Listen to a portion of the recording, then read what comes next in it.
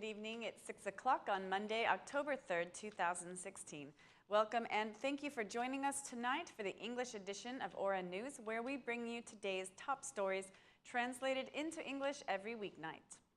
Even though the president has not held an official stance on the waste law yet, today he declared that the public interest will be put above everything. President Nishani declared that he will not delay his position on the law, knowing that there are only 9 days left until it can be decreed into law. Major issues related to public interest need to be addressed to find a solution. Public interest always prevails in such affairs, and it must be maximally respected, declared President Nishani, adding that his experts and legal advisors are reviewing the legal aspects of the law. Currently, specialists and legal advisors are reviewing the law. They are preparing a consultative meeting with civil society's representatives who have asked for a meeting with the President of the Republic, Nishani concluded. The President's statement was made during a joint press conference he held with his Kosovar counterpart. The law on integrated waste management is being rejected by environmentalists, civil society, and the opposition, with the argument that Albania does not have the necessary capacities to control waste importing, and that there are risks that hazardous waste can be imported. The Democratic Party is determined to reject the law on integrated waste management and to use any constitutional means to fight against it. The Democratic Party has launched the idea of a referendum. However, the Electoral Code stipulates that a referendum cannot be held 6 months before the end of Parliament's mandate, and in this case, the referendum cannot be held after March 9, 2017. In an interview given to an Aura News journalist, the Democratic Party's General Secretary declared that there are both legal and time deadlines for holding the referendum, but it can happen if there is good political will. According to him, the Prime Minister will make all of his efforts to reject the Democrats' request for the referendum. The Democratic Party's General Secretary further stated that the Prime Minister is controlled by the mafia and that he feels this is the reason the Prime Minister brought the waste law back. He also declared that if the Democratic Party does not succeed in annulling the law by constitutional means, then it will organize protests against the law. According to the Constitution, there are 2 paths to be followed for a referendum. First, 1/5 of Parliament's members or the Council of Ministers should propose the referendum.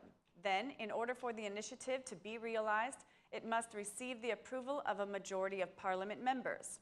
Secondly, 50,000 signatures should be gathered from people who support the idea of a referendum. In both cases, the Constitutional Court will review how constitutional the issues are, and then there will be a public vote. Confindustria is asking for a review of the waste law and proposing a restriction on the quantity of imports. Business representatives have submitted a proposal to Parliament for a change in the waste law. Confindustria's administrator says that waste import should be limited to only 40% capacity so that the recycling industry can also pay attention to domestic waste. Even though the law has been approved in Parliament, Confindustria argues that the President's decree has a role in the law's review. The Confindustria administrator also says that the law can be changed if there is political will to do so, and they ask that the Council of Ministers determine a yearly quota for waste and raw materials importing based on data from the Ministry of Environment about the quantity of waste Albania produces. Kosovo's president is on his first official visit to Tirana, which is officially a 2-day visit. First, he was received by the President of the Republic of Albania, Bujar Nishani. After their meeting, both presidents gave a joint press conference.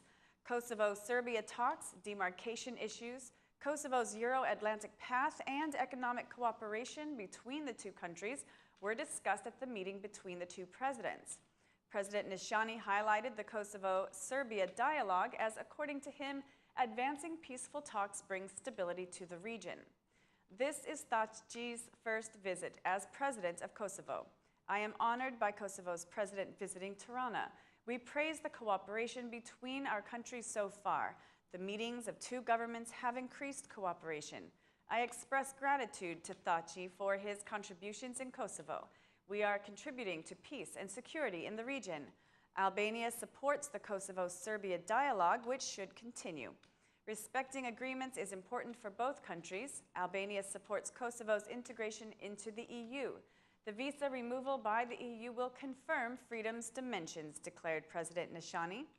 Meanwhile, Kosovo's president declared that Kosovo is progressing on the Euro-Atlantic path and expressed his conviction that the demarcation issue, which is currently a point of political debate in Kosovo, will not become an obstacle. Both presidents shared the conviction that economic cooperation between Albania and Kosovo is the challenge for the future and emphasized that cooperation between the respective ministries should increase in this positive direction.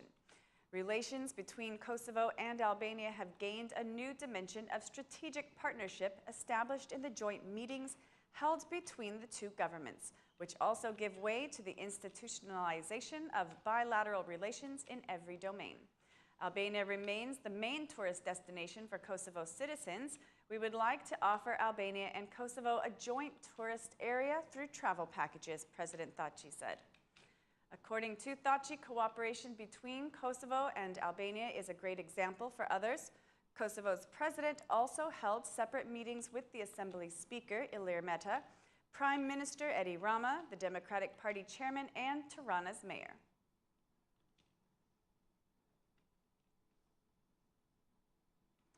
The social housing issue is receiving special attention today as it is International Habitat Day.